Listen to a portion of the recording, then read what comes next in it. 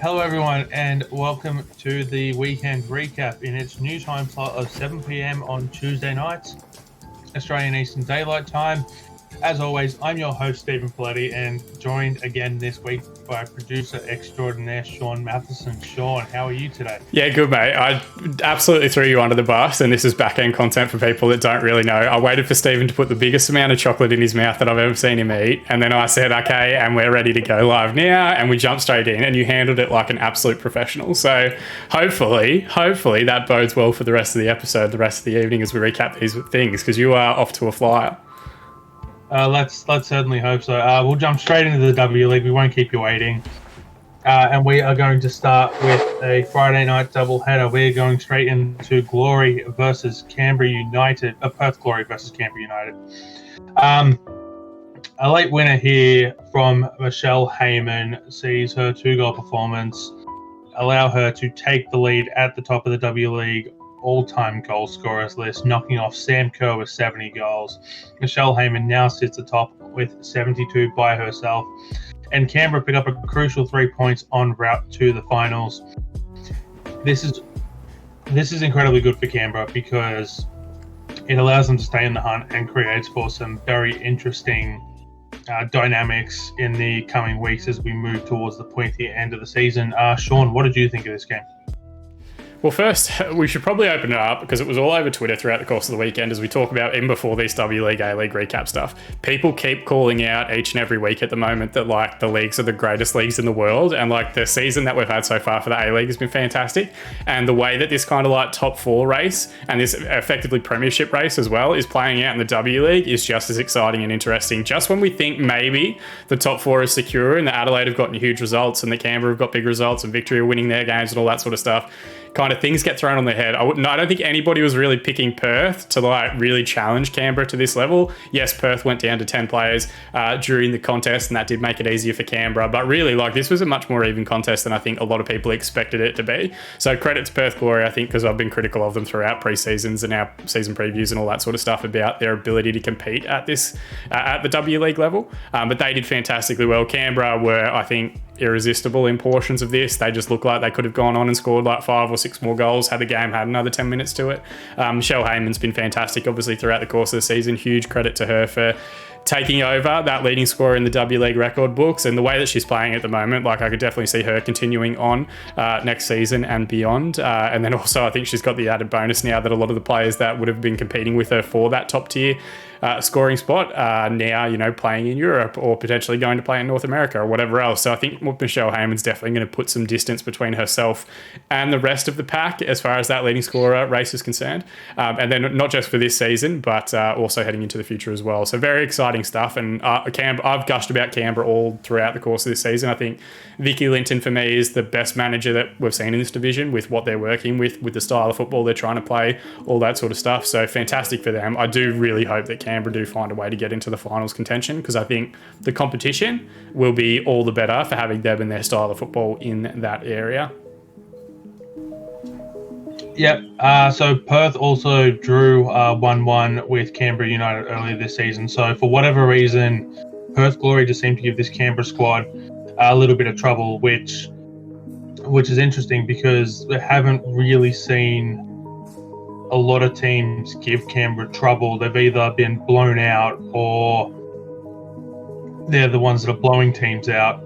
And so it's interesting that a side that's sitting bottom of the table is the one that's able to give Canberra troubles, but that's the beauty of football. Anyone can give anyone trouble, and at the moment it seems like Perth Glory have Canberra's number. An 88th minute red card here, Sarah Carroll gave Michelle Heyman the chance at the winner, taking full advantage of that extra. This will add extra intrigue as well to the Glory and Victory game that takes place later on tonight, 9:35 p.m. kickoff Australian Eastern Daylight Time, because it puts the ball in Victory's court, who absolutely have to get a win here to jump back into the top four, which would create a lot of pressure for Canberra. It also creates the pressure for Victory to make sure that they perform. Otherwise, instead of at the start of the week where it was Canberra on the outside looking in, this very well could be Victory on the outside looking in as we head towards the finals, which which could make it difficult for both sides depending on the way the result in that game falls out. So make sure you watch that one. It promises to be a cracker. We'll move on now to our next game, which is Brisbane versus Adelaide United. This was a 6-goal thriller up in the Sunshine State. And Emily Gielnik hat-trick here helps Brisbane run away with the points. Just when you thought, as you said before, just when you thought the title race couldn't get any more interesting, it does. Because this means, as you can see in the caption below, Brisbane Roar still have a chance to overtake Sydney FC to take out top spot. Adelaide are also in a precarious position where they can't really afford to be dropping points if Canberra and Melbourne Victory are picking them up. And so a side that looked like it could have been a lock a couple of weeks ago for the finals now could very well see themselves on the outside looking in. How do you think this season's going to end for the Reds, Shaun? This is a tough one.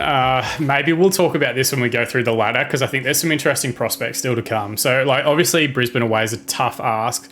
So what will happen is each of the 3 different clubs, regardless before the season started, before a ball was kicked, before even they had results and stuff to pull from, would have sat down and looked at what fixtures they thought they could get 3 points from, what fixtures they thought would be key battles in terms of the top 4 positioning, and then what fixtures they would look at as being, potentially defeats.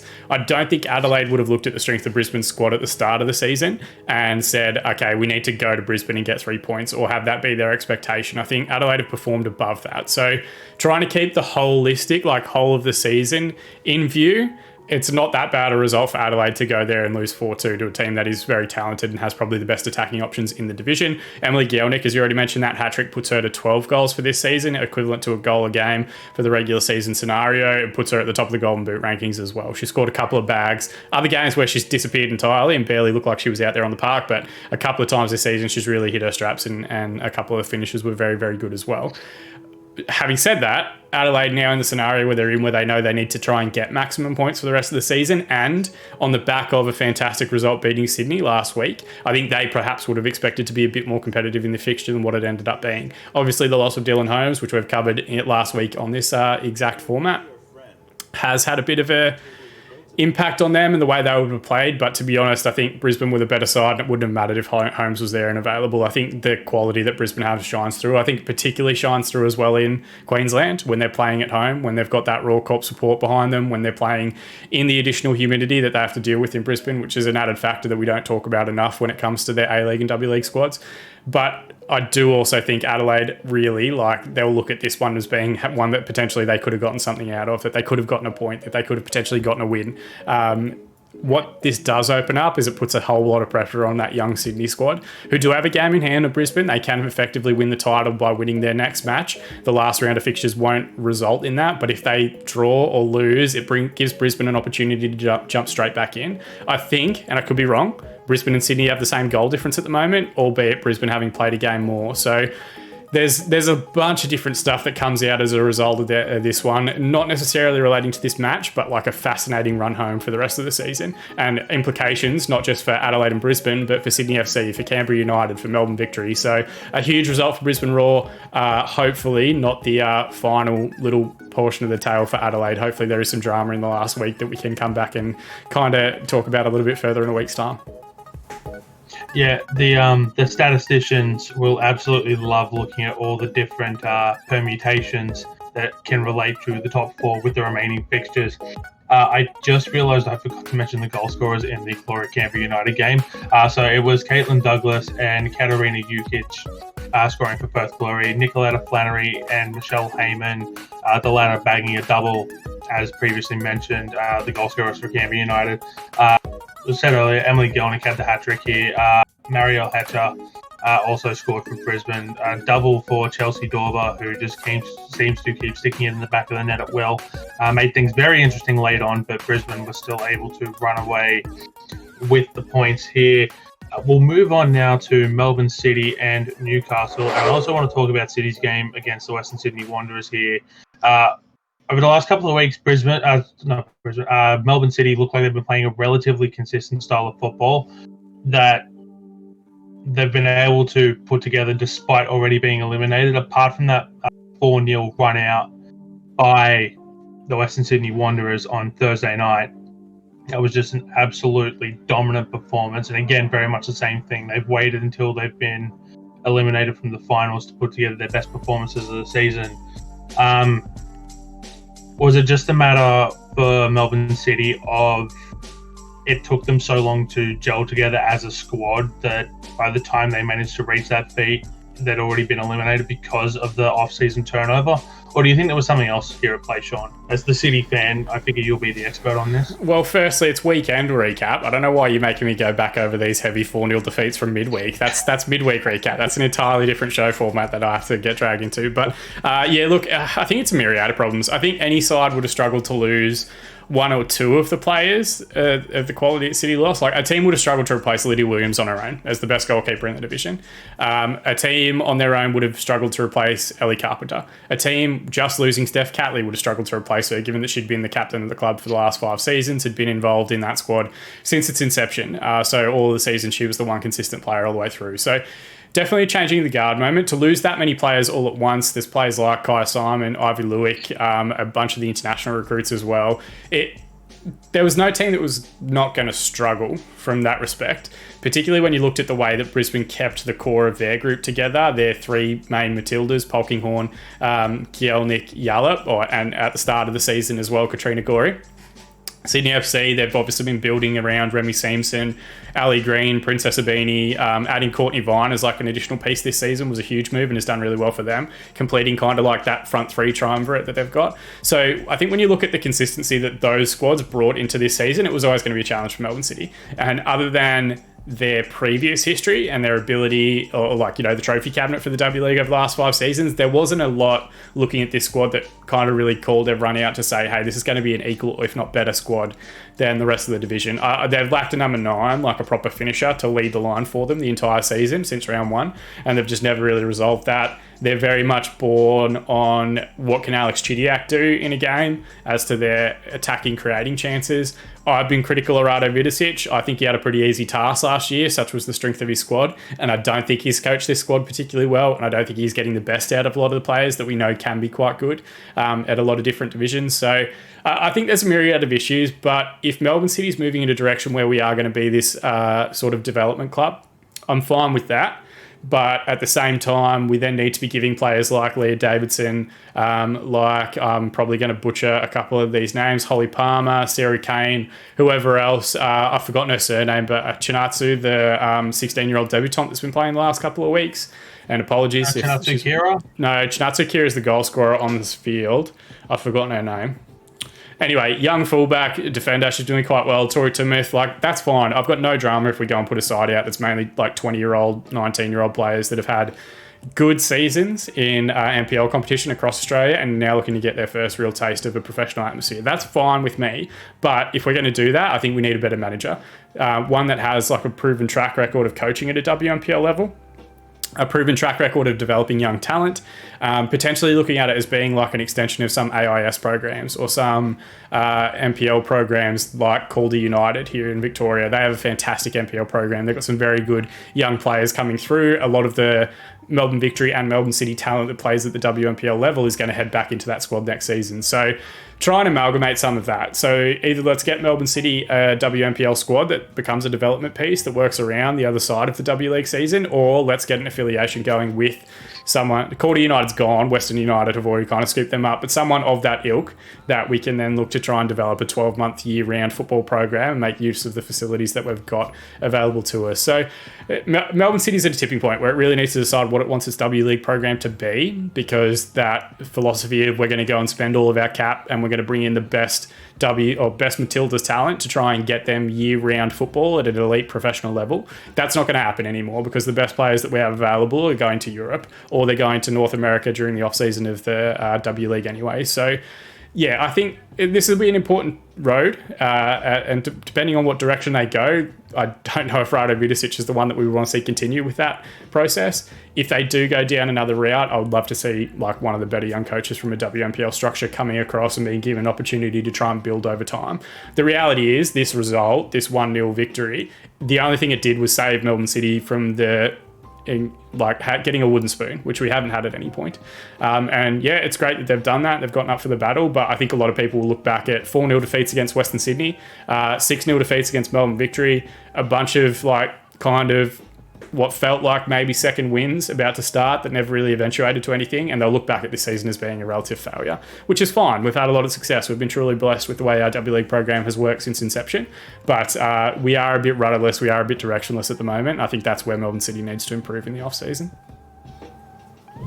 Yeah, no, that's definitely one way of looking at it. I think given the fact that Melbourne City as a conglomerate looking at moving out to the southeast, is it Lakeside Stadium they have out there? Lakeside, South Melbourne, and we don't want to piss off the South Melbourne fans because they're vicious on Twitter, but they'll head down to Frank Holohan Reserve where Dandenong City currently plays in the NPL structure. So they have actually had a couple of games that were scheduled to take place there, and then some absolute douchebag broke into the field and did burnouts in the centre, and it hasn't actually been approved yet for W League fixtures. So this fixture, interestingly, was at Bentley Green's home ground at Kingston Heath Reserve down in Cheltenham, and hopefully in the next couple of days, weeks, months, as we see what this southeast move's actually going to look like physically, we may potentially see some more women's football taking place down in those locations from a Melbourne City perspective. But hopefully that happens between now and the off season, that we have a permanent ground down there for them to be using each and every week, and they can, I think, utilize that better from a match day experience than they do trying to fit into Amy Park and trying to fit into CB Jones Reserve in Faulkner. And they've played at 4 or 5 different home grounds this season, which I know is a W League common occurrence, but it would be interesting to see how that plays out once the administration and training bases are actually down in that area as well. Oh, hopefully that works, because as we know, Melbourne City does have the links to Manchester City in Europe, and so there might be some extra potential there for European exposure for the Melbourne City women's side if they can actually perform well and get that good solid development year round that we all want to see, because we all want to see more of our Matildas playing in Europe. As much as a treat as it is to have them playing week in, week out at the W League, if we want the Matildas to take that step up, we do need more of them playing in Europe, just because that's where all the main competition is, apart from the United States. We've already, ad nauseum talked about how the Matildas have struggled at the last World Cup throughout all different platforms. Everyone's talked about it. We don't want to see that happening again. So if we can get more of our young Matildas into Europe, that might, as long as they're getting game time, that will definitely be better. But we'll move on to the ladder now. And sorry, I have to pull that up. So we've got Sydney FC sitting on top in first place with 24 points, who didn't play this week. We have Brisbane Roar in second on 22 points. Shout out to the late, great Richie Beno there, 22. The Adelaide United women in third on 19. Canberra United in fourth on 18. Melbourne Victory in fifth on 17, with that all-important game coming up tonight against Perth Glory. A victory there could see them leap up into third spot ahead of everyone else on 20 points. And then we have Western Sydney Wanderers in 13th. Newcastle Jets and Melbourne City in 7th and 8th on 7 points, and Perth Glory at the bottom with just a singular point. This will definitely be an exciting finals race, and it could get even more intriguing depending on what happens tonight. So I will be tuning into that game with a lot of keen interest, and I hope that all of you do too. I believe that game is going to be available on the main Fox Sports channels tonight, as opposed to just on KO. So please tune in for that one. It will be a thriller. Shaun? I think it is a KO freebie as well. I think KO is giving it away for free if you've only got access to the online platform. So go and check that one out. 9:30 p.m. if you're in the Australian Eastern Daylight Saving states, which are, of course, the best states in Australia. So, no excuses for people not to check that one out. Yep. So we will jump right in now to the A-League. The Bulls get slaughtered down in Melbourne. A 3-0 victory for Melbourne City here, which sees them with 4 on the trot. And they leapfrog MacArthur into second place here with this victory. 3 opening half goals here, 2 to Jamie McLaren and 1 to Craig Noon. Sealed the points. 4 on the trot for City, as I mentioned. It's also been 4 games since Andrew Nabu's return. Is Andrew Naboo seriously all they needed to start dominating the competition, Sean? No, and that's not to be critical of Andrew Naboo. I think Andrew Naboo's best role is that if he's able to drag defenders away from Jamie McLaren, then he's doing Jamie McLaren a huge favour. Because I think the period that he was out, we weren't playing particularly well. And to be honest, I'm not really sure what the... unless they had like a real like kind of come to Jesus type gathering after the Newcastle game, which we should have won comfortably and lost 1-0 because of our own ineptitude on the particular day. Like, I don't know what the catalyst really was, because it's more than just what he's doing. He's helping Jamie McLaren quite a bit, which is why I've seen him go into a rich run of goal scoring form. I think he's helping Craig Noone quite a bit. He's effectively, I think, because of his strength and athleticism, able to get fullbacks very quickly facing the wrong direction, like facing away from goal. And then that also creates, I think, a panic where a central defender wants to position themselves in an area to get to him quickly if he does beat that fullback.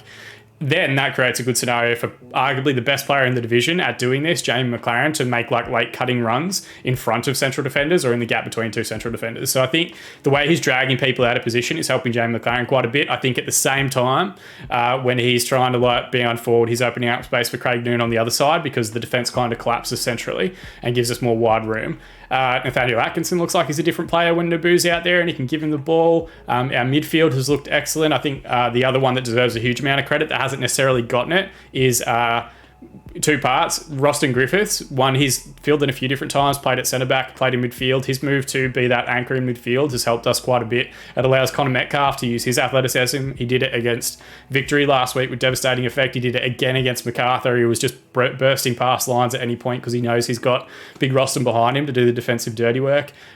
We've still got Adrian Luna to come back into this side. Ben Garuccio's back fully fit, and he was playing relatively well while Scott Jamieson was out suspended. Jamieson has been fantastic as well. Nuno Reis settling into that lineup. There's a lot of different things I think that have gone into it. The part that just seems to get all the headlines is Naboo because he contributes so much in terms of goals and assists. And while he has been excellent, he deserves all that credit that's coming his way. I think I tweeted that he's not just in good form comparative to last season. He's probably in career best form in terms of the way that he's playing in a role and a structure and a formation, which is a big call given how good he was for periods at Victory and for periods at Newcastle as well. But yeah, I think that front three is really working quite well together, and that's getting all the plaudits, but there's a lot of work being done across the pitch that's arguably as good a version of football to watch as it has been since Kis Norbo took over and Monbear departed. We had a spell last season, and I promise I'll stop talking about City because people hate hearing about it. But we had a spell last season just kind of going into the lockdown. And then during that lockdown period in New South Wales, where like the football we were playing, the intensity, the aggression, the way that they kept going about it for 90 minutes was arguably the best that we've ever had in the history of the club, including like that 15-16 elite era with Aaron Moy running the show for us in the centre of the park. So I don't think we're quite at that level yet. I think we're in a good patch of form, but it really just goes to show what a missed opportunity it was when we lost those 3 games in a row to Adelaide, Newcastle and Central Coast. This is now just City getting to what we expected City to be this season, and there are a couple of teams that are starting to kind of wake up a little bit and get back into the form that they had last year or over the last couple of years. I'm sure we'll talk about that a little bit more as we get to your side in a couple of games' time. Yes, I'm sure we will, and I'm coming in off the long ball here as I talked to Sean off air a few days ago about some of my ongoing concerns with the Sky Blues. I want to talk about MacArthur for a little bit here. They've looked a little bit hapless in the last 2 games against the Central Coast and here against City, and before that they're very quietly stuck into second place, just picking up results here or there, but they haven't ever looked too convincing doing it. And are they in trouble here? Like I know the only reason they've slid from 2nd to 6th place is because of the logjam at the top of the ladder, because we're still early in the season, but they don't look like they know how to get out of trouble if they're being forced to play another team's game. I think so. Sorry, go Sean. No, you're all good, mate. You're all good. So we've said this a couple of times, but like because each team's played a different amount of games, it's a bit of a misnomer. But every team's now over a third of the way into the season, with Perth playing their most recent match. That kind of brought them past that threshold and got everyone catching up. So I think there is a set of data that we can take from that. The fascinating portion about MacArthur is them trying to build their own identity and what they want to be as a football club. If they are coming into the league to immediately challenge for titles and that sort of stuff, pardon me, I think that would explain some of their recruitment and why their starting 11 has so many players like over the age of 30. And it does sometimes, like you look at Matt Derbyshire, you look at Susueta, Benyat, Milligan, Federici, like all fantastic players, all players worthy of the division. I'm not saying that they're not, but they aren't obviously too focused on bringing through that next generation talent, or their squad would be much younger. Their squad would be looking forward to being built around the next 5 years, not really trying to come in and be successful early and have a tilt at a title within the next 2 or 3. So if they're not going after the title that early, they should really, I think, be implementing more of a win-at-all-cost mentality. And a few times now, they've gone into fixtures like Sydney FC, like Central Coast Mariners, now Melbourne City as well, where really they probably should have been looking to stake a claim as being like a title contender. And each of those things, I think they've kind of failed at in one aspect or another when it comes to like the head-to-head contest.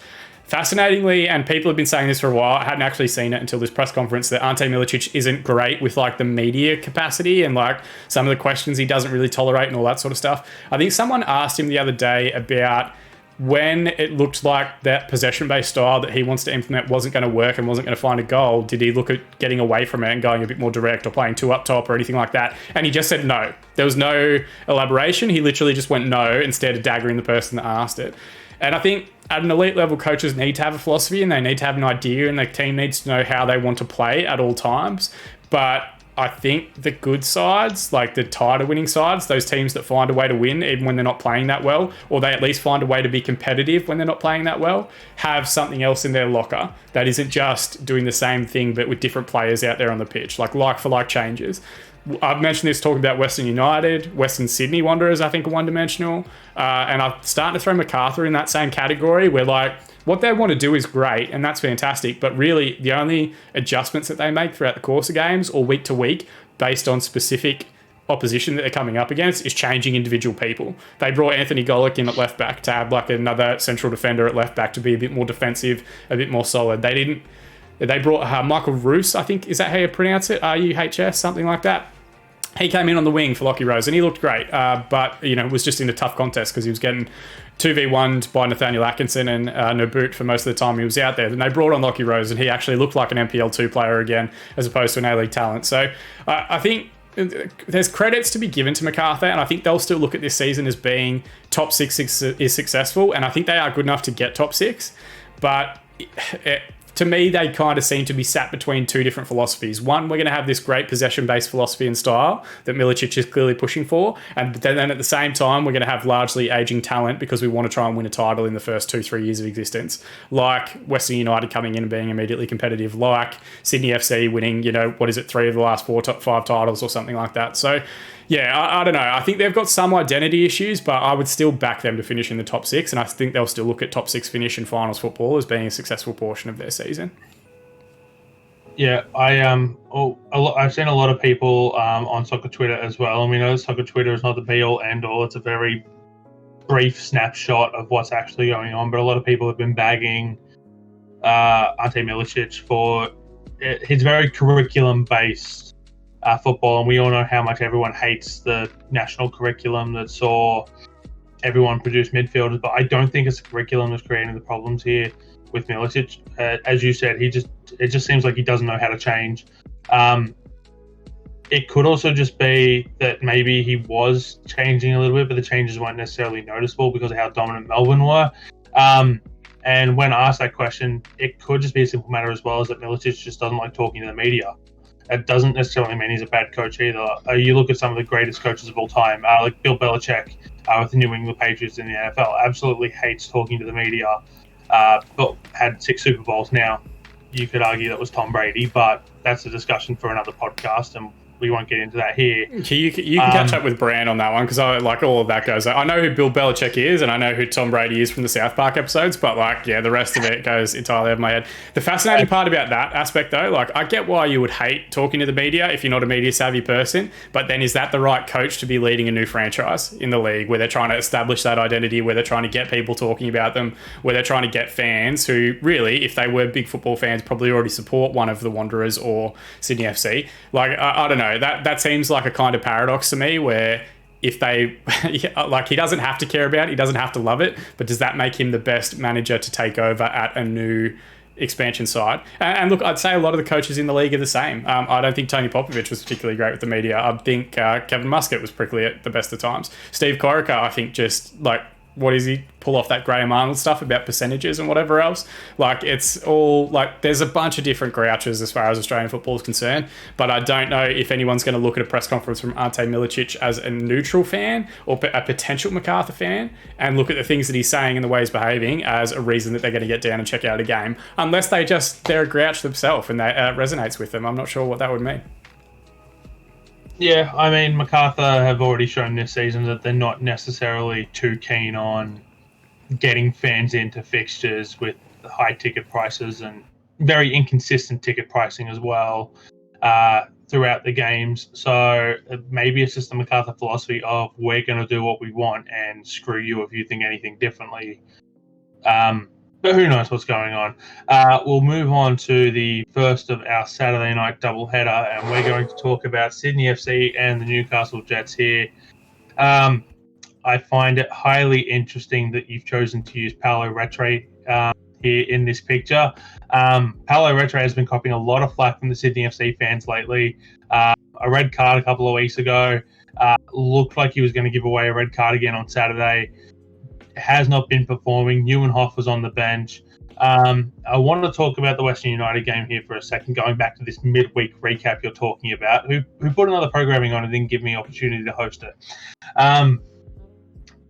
In this Western United game, it was Luke Bratton went down awfully early, and with Neuenhoff on the bench, Corica pulled back Alexander Bum-Johan from the warm-up to look at a possible replacement. Why are you looking at replacing a number 6 with a number 10 when you have a perfectly capable number 6 on the bench? It's something that's beyond me.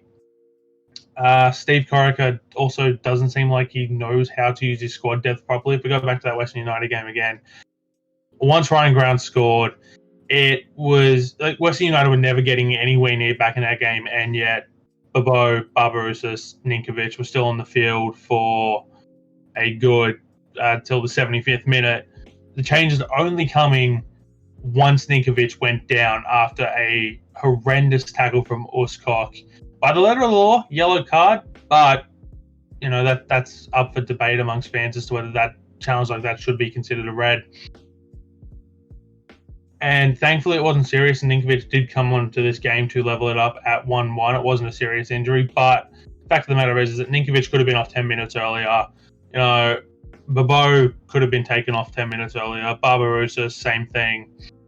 You know, give the youth the game time if you've got them on the bench. This game did see the return of Luka Ivanovic off the bench, and then he got his start on Saturday against Newcastle. So Corica kind of wants to use the youth, but he also doesn't. It's a baffling conundrum for the fans watching this, because on one hand, Corica is giving the message of we believe in the youth, but then on the other hand, is not backing that up on game day, and it doesn't seem right. Have Sydney FC also become too reliant on Ninkovic this season to get them back into games when they've been failing because the strikers can't hit the back of the net? Shaun, what are your thoughts? All right, in order, right? So we'll cover off Retre first. I think Retre, unfortunately, is a bit of a scapegoat. I don't think he's a bad player, but I don't think Sydney FC get much out of him other than recycling possession and giving it to better players. And I think the challenge is that, like, that couple of weeks that Bratton was out, it really started to show how like limited Retre's creativity was. And I think it also started to really show how much you lack work rate in the centre of the park, particularly playing that like kind of 4-2-2-2 style that Sydney FC do when you've got Bum-Johan in there, because he's not like, he's a talent, and I kind of disagree that he's a 10 with you a little bit. I think he can play that 6 role the way it's set up in Sydney, because it is such like a lackadaisical movement. Like Bratton's not a hard runner, he's very much like a technician that gets on the ball and then does things well in possession. I think Bum-Johan can do the same thing, but he's just not as good at it, if that makes sense. So I think certain lights outside of necessarily what Retre is doing and being asked to do in the team kind of cast his response in a more negative light, because Bratton goes down, you start looking at his main partner in midfield, Retre, to do a little bit more or cover a little bit of that burden, and he can't. He's just not that player. And that's not the role that I think Corica wants from him, which is a whole other discussion and whatever else. The second portion, the youth, It's Sydney FC that were the ones that coined that phrase that the A-League's not a development league and that they're not interested in really bringing through young talent. And that's been consistent from the Arnold era all the way through, and to like David Trakkovenko does a ton for Sydney FC. I'll never say anything like, you know, too critical of him because of the amount of work and money and whatever else he's put into building what Sydney FC is today. But he clearly doesn't mind. Like, he's not fussed about like having the best 19-year-old in the competition. He's fussed about like being at the top of the table and challenging for titles and all that sort of stuff. And the squad has.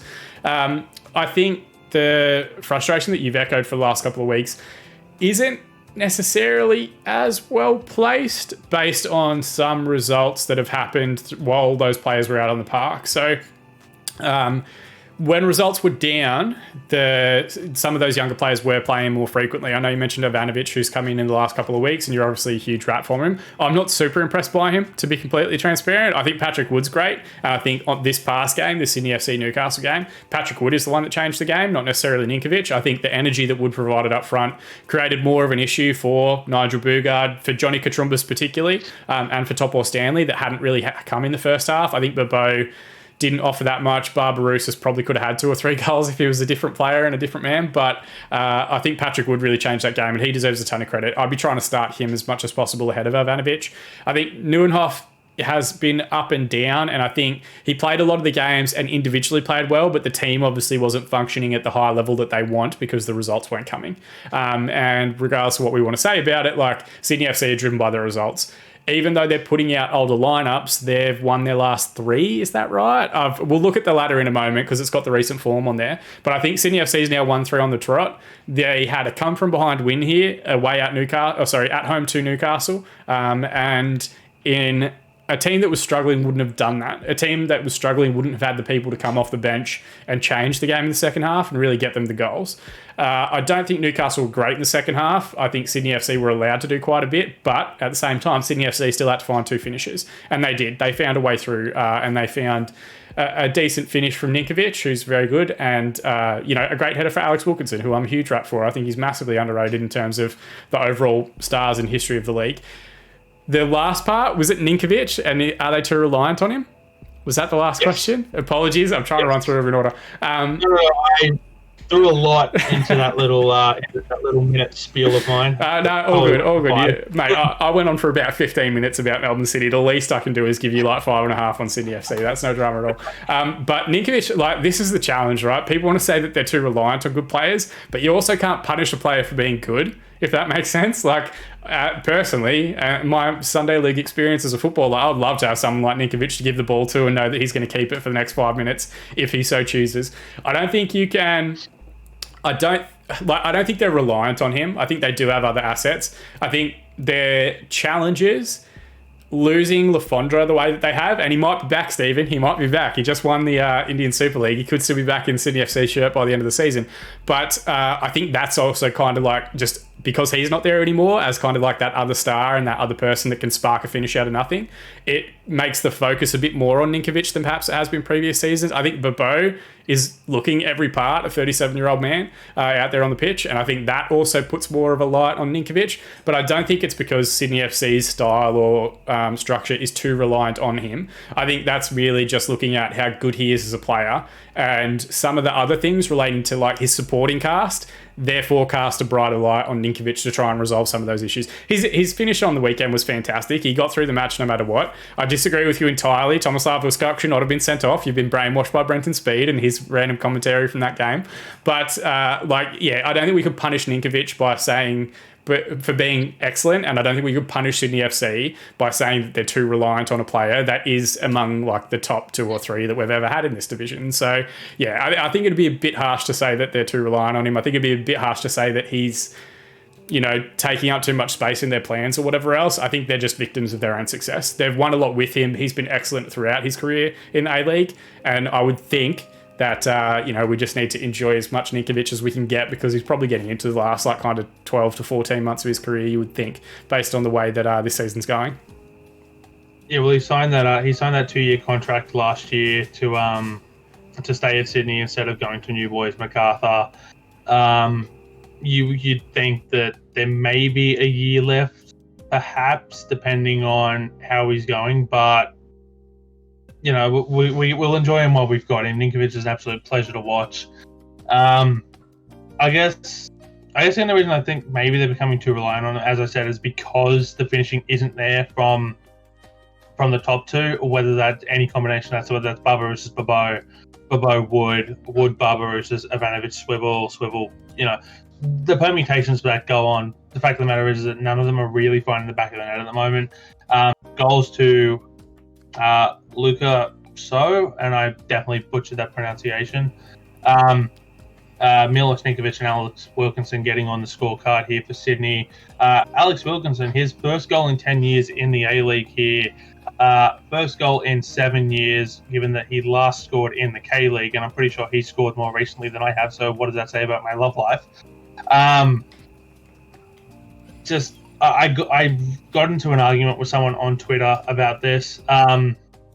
It was talking about how starting Barbarouses and Ivanovic, Sydney obviously don't want to score, and I made the counterpoint of that Ivanovic has scored in his last two starts. Obviously didn't hear Barbarouses. I've been incredibly vocal about him. I don't think Barbarouses should be playing at the moment, but Corrick obviously sees a lot in him that he's doing well to keep him there. And this person came back and was like, well, Sydney looked much better on the pitch once Bobo and Wood came on, and I don't disagree, but the problem is that they were talking about not scoring, and the other two strikers didn't score either. Did Wood create a lot of opportunities? He absolutely did, and he should be applauded for that. But the fact of the matter is that using that argument of, well, we obviously don't want to score if we're starting these two players, as opposed to looking better when these two players coming on, if they're not scoring either, you kind of run down your whole argument there, given that it was a Ninkovic and Wilkinson goal that ended up putting Sydney ahead. Regardless of what the replacements did, the fact of the matter is that the strikers for Sydney can't score at the moment, and that's going to present a long-term problem. If I can put my little devil's advocate horns on for a moment, go ahead. Like Ivanovic and Barbarouses, to me, they're both wingers. So I'm sure the person on Twitter was just being a shithead, and that we all experience shitheads on Twitter every weekend. But there's a part of me that does resonate with bit, because I look at them and I say, okay, we're going to start these two players up front, neither of whom is a finisher. And then who's going to be that person that joins in from midfield to be that kind of fox in the box finishing player? Steve Corrick has been pretty staunch in his defense of Barbarouses, saying that he's happy with what he's doing. And to be honest, I don't think Barbarouses is doing that much differently to what he did last season. I think he just doesn't have Lafondra there to finish every chance that falls Lafondra's way, because that's how good he was. The challenge for Barbarouses is now there's an expectation that he's going to be that number 9 finishing player, and he's going to get 20 goals this season, and he's not. He's never been that. I think the most he's ever got was 15 in a Melbourne Victory season, and he got that playing on the wings with Ben Kalfalar, with Besart Berisha, with players that were dragging defenders away from him, and he was like a secondary or third player. I don't think he's ever led the line and scored 10 goals a season at any point throughout the course of the A-League history. So I disagree that he is that person that should be replicating the goals. I don't think he's that. I think the closest that they've got to that at the moment is Patrick Wood. So it wouldn't shock me if you see Wood, based on how effective his cameo was, and how, to be honest, ineffective I thought Bobo was, with Barbarouses in the lineup in the near future, and it'll be interesting to see how that goes from the off and how they go from there. I think the closest thing that they've got to Lafondra is Patrick Wood at the moment, unless they recall Lafondra from his loan and he ends up back in the squad by the end of the season, which we don't know if that's possible. We never really see the accounting and the books. Not that I'm accusing Sydney FC of anything, but if they've got the cap space, you'd expect potentially he'll be coming back in now that the ISL is in its off season for another few months. It would certainly help Sydney in their charge towards the finals if they can get that goal scorer back in Lafondra. Now, before we move on, I have to ask you: are we going to talk about the Redmayne scenario? Yes, I was going to come back to that because we've seen a couple of errors from Redmayne in recent weeks. One against Brisbane, one against Newcastle here, which is what put Sydney behind and led to Newcastle's goal. Was a Redmayne mistake where he turned it over right at the edge of the 18-yard box to the Newcastle attack, who were able to go in relatively easily. Before we get onto that, I did want to ask one more question: do you think that Corrick might actually be capable of shifting to a 4-2-4 or a 4-3-3 to better use the players that he has available to him? Or do you think Corrick is so set in the Sydney 4-2-2-2 system that change is unable to happen. We'll talk about this when we get to the ladder. Like, why would he need to change? I don't know. I just think because you said that you think Ivanovic and Barbarouses are both wingers, that allowing to have more of the talent on the field at once, maybe you line up with a 4-2-4 or a 4-1-1-4, perhaps, depending on how you want to settle it. So you can have, say, Ninkovic with Bratton in the middle of the park. You could have, say, Wood, Bobo, Barbarouses, and Ivanovic all on at the same time up top. Could very easily move through the middle of the park to get to the attacking players and possibly overload the defense.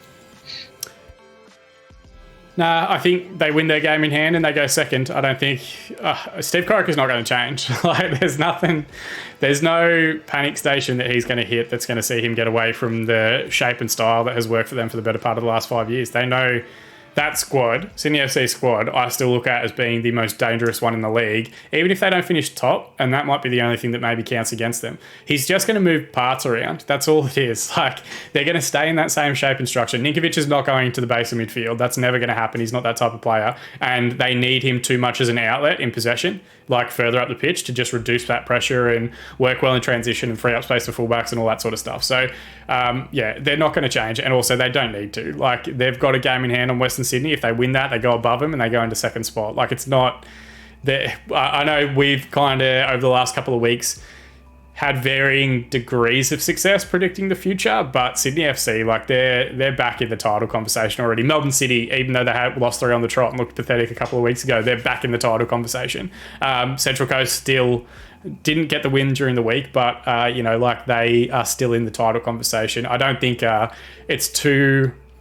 It would take, I think, the wheels really coming off at Sydney FC and then losing like 3, 4, 5 games in a row. And I don't mean 3, 4, 5 games in a row without a win. I mean losing all those games before anyone's even going to look at changing their structure and their style. And also, their squad isn't built to do too many of those other things. Barbarouses now, they've been training to be a forward for the last 2 years. Ivanovic, they've been working to try and get as a centre forward for however long. And I think he actually has been playing as a centre forward at the NPL 2 squad.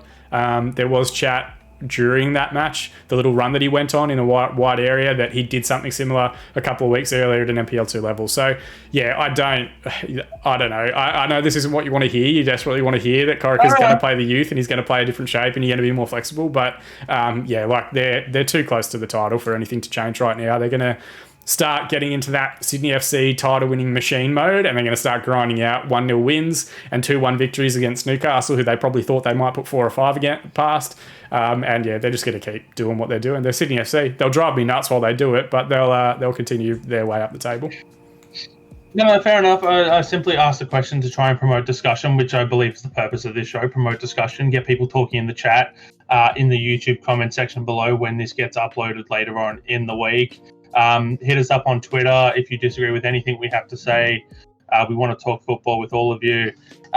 We'll go on to Redmayne for a second because we really need to wrap up this Sydney FC discussion before we get accused of having a Melbourne City and Sydney FC bias. Imagine that. Two fans of those two teams having a bias. Unbelievable. It's the second error in the last couple of weeks for Redmayne. Sydney FC managed to escape with the points this time that they didn't against Brisbane Roar. Is it a matter of Redmayne's just slipping a little bit back to what he was at the Wanderers? Or is this just a brief lapse in form that might just be fixed with, say, a single game on the sideline, Thomas Hewitt-Bell coming in for a game just to give Redmayne a game off, basically? Look, it's a tough one because there's a psychology element that comes into it, particularly around goalkeepers. If you make that decision to sit him down, does he ever recover from that? I was a Melbourne Heart Foundation member, so I saw Andrew Redmayne for ages and ages and ages. I watched the ball fly past him a bunch of different times in heartbreaking fashion all throughout that period. So his best football has come in his time at Sydney FC, in that structure, in that shape, whatever else. I still think most of that defensive unit is the same. I think Joel King coming in is probably the only change over the last 2 years. So, yeah, I don't know. They're two howlers, they're two howlers. But I guess the unforgiving portion is if someone else further up the pitch gives away possession, they've just lost the ball. If he does it, he's lost a goal. And that, in turn, amplifies the pressure. We've spoken at length now about Corica, he's not going to change. So I don't think he's going to make this call on Redmayne. And even then, I'm not sure if that is 100% the right decision to make anyway. Heward Bell's a decent goalkeeper from what we've seen, the couple of appearances we've had. And he played in the AFC Champions League group, didn't he? Yeah, and had that howler, which led to the red card when he came well outside the 18 yards. Yeah. It led us to Adam Pavlicic getting some game time, though, and what a treat that was to watch. Yeah, and that was what I was going to bring up. The solution may not necessarily be better than do you know what I mean? They're not going to replace him with a keeper who's going to be miles ahead of him as far as ability and importance to the structure is concerned. But they could potentially do irreversible damage to his playing stocks if he can't get that confidence back, or he can't get that touch back, or his head drops or whatever else. The biggest eye-rolling moment is that this man's a full Socceroo. That's just what it still shits me every time I think about it. But I don't think they should drop him. I think maybe someone puts an arm around him at training and says, okay, we need you to find your focus and your concentration and whatever else, or someone to just remind him. Sydney FC had a swagger about them where they probably thought they could pass through that defensive line, and the keeper probably thinks he can pass between two pressing forwards like that. But, sometimes you just got to put your foot through the ball and get rid of it, and that's fine. There's no drama there. You don't concede from that scenario. Credit to Luca Perso, I think you mentioned, for his first goal, a very composed finish, a lovely little effort, and for, they had that press going too. Even though they were handed the ball at the 18-yard box, they were still pressing as multiple units, so credit to him for that. But, I don't think I would drop him if it was my scenario. Using my football manager knowledge and application, I wouldn't be dropping my keeper in such a scenario. No, fair enough. We'll move on to Newcastle now. Is the season already over for Newcastle? Where do they go from here? They're sitting well outside the six. They're one of the few teams that haven't really looked like they've put a run of results together. What do you think? Do you think they should be looking towards next season already and just trying to get results from here, or?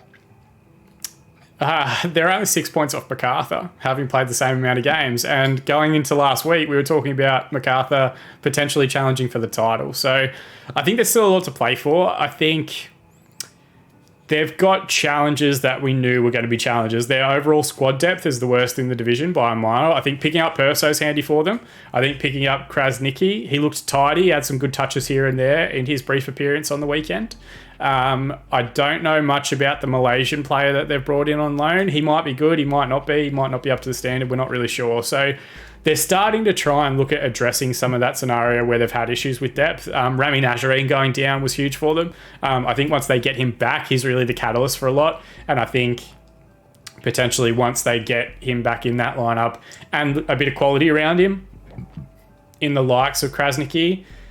I don't know what Krasniqi is. He played in central midfield. I had a feeling he was more of a number 10 or a striker, and he was going to relieve some of that burden on Nazarene to create all the chances, or potentially he was going to offer an alternative to Roy O'Donovan, which they don't have either. So on the weekend, Roy O'Donovan, fairly useless this past weekend. And apologies, Ellen, if you're watching this, because I know she's pretty active on Twitter. But I think they need a secondary striking option for depth. Yangi, who they bring on, not Cassini, the other one, Ted and Yangi, I think it might be. He doesn't look ready. He looks like an NPL player, out of his depth and very young, albeit huge. But yeah, I think they need to really start looking at local or NPL talent to start coming in and challenging for starting positions. And I think once they get that, once they've got the courage to drop certain people out of the lineup, and they get that fire back for people wanting to be playing every weekend, they'll be absolutely fine. We could turn around in 2 weeks' time, Stephen, and they've won their last 2 games and they're back in the top 6. That's how tight it is at the moment. And I don't think they're as bad as Melbourne Victory is, but more on them in a moment as well, I guess. Yep. So Newcastle this week have, as part of a doubleheader, which will see Wellington Phoenix and Brisbane Roar play up at McDonald Jones Stadium at 4 o'clock. Followed by the Newcastle just playing Adelaide United at 6:40, a nice double header up there in Newcastle. So if you're in and around New South Wales and you have nothing to do on Sunday, I would highly recommend getting to that one. It promises to be an exciting day of A-League football there. we'll move on now to Victory and Adelaide. I liked a lot of what Victory were doing in this game early on. I thought that they came out and looked ready to attack and looked ready to make this difficult for Adelaide, and then it just dropped off. It looked like Victory had about a good half hour in them, and then they were done. Jake Brimmer scoring the goal for the Victory here. Stefan Mork getting a double, and Cassini Yengi also on the score sheet for Adelaide here, who had absolutely massive kahunas to go up to the Victory fans and celebrate in their face, which is something I absolutely loved. Adelaide have now won 4 straight. What do we think the ceiling is this season for Adelaide? So the challenge for Adelaide over the last couple of weeks has been trying to replicate some of their Cooper Stadium form away from home. They had a really tough stretch where I think they lost their first 4 away fixtures early on in the season. It looks like they have gotten a handle on that. So they had a good performance away at Western Sydney Wanderers where they picked up 3 points. They've had another good away performance here, away obviously at Melbourne Victory, which isn't really that difficult an away trip at present as current form currently stands. But they are starting to put that together. So if they can find a way to couple good imperious Cooper Stadium form with the ability to win on the road in some of those more frenetic fixtures. They did ship 5 away at Perth Glory. I think they shipped 4 as well away to MacArthur. Was that when Derbyshire got a hat trick? Yes. Thank you. Yeah, that was Yeah, so if they can find a way to kind of be a bit more consistent in the final, their away games, then yeah, absolutely. I could see them going into the 6 and doing some damage. Potentially a push for top 4. I think the challenge comes from when you are in the forward line reliant on such youth, the way that they are with the Toure brothers, and now potentially Cassini Yenge pulling out the Vincent McMahon swagger for the celebration there. And then also their wide players as well, Craig Goodwin, Ben Haller, and arguably 2 of the best wingers in the entire division. I think there is a pretty high ceiling on what they can do. I still think there are some questions around their overall depth though. Their central midfield area is a bit weak in terms of if a player goes down. They've already lost Nathan Konstantopoulos. If Louis Dorigo goes down, I think they don't really have a direct replacement for him. I think at centre back as well, they've got a couple of square pegs in round holes, so to speak, with the likes of Sanchez playing at left back. Jakobsen's obviously still very important, still very critical to what they do, even though he's in advancing years, Jordan Elsey, all that sort of stuff. So I think there are still some stuff there that we would want to see answered. But yeah, absolutely. I could definitely see Adelaide, if they can continue this run of form, continue doing well, getting back up into that top 4 and that title conversation, which is ongoing for quite a few teams, to be honest. Yeah, it's a very tight logjam in and around the top 8. 6 can only get in, of course, here in the A-League, and we'll talk about that in detail when we look at the ladder. I very much liked what I saw out of Adelaide here. I thought they withstood the pressure very early from Victory. Only conceded 1, possibly could have conceded 2 or 3, but didn't, and then came back on. Stefan Mork, once again, the centre of attention. Not so much when you look at what happened post-game with Cassini Yenge, and I just want to take this opportunity to say that here, on behalf of everyone here at the reserve team, as well as football fans, Australia-wide, to the Victory fans who decided to go and racially attack Yengi later on his Instagram, your flogs.